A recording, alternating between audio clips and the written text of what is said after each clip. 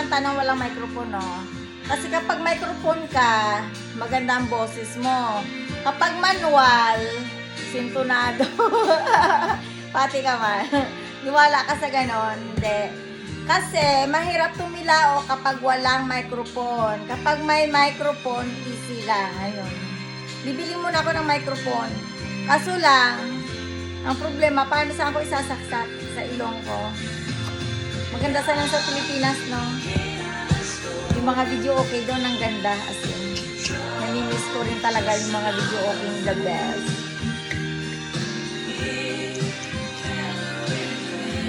Yun lang, guys. Alam mo, sa totoo lang, nabuboard kasi ako. Galing na akong labas.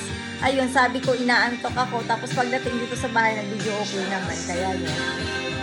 Yun lang. Yun lang, guys. Baka gusto nyo malaman kung anong ginawa ko today. I've been to Toyan's restaurant and help her a little, you know, a little job and then go home again. Yun. Bye, guys. Have a nice day sa inyo. Bye-bye.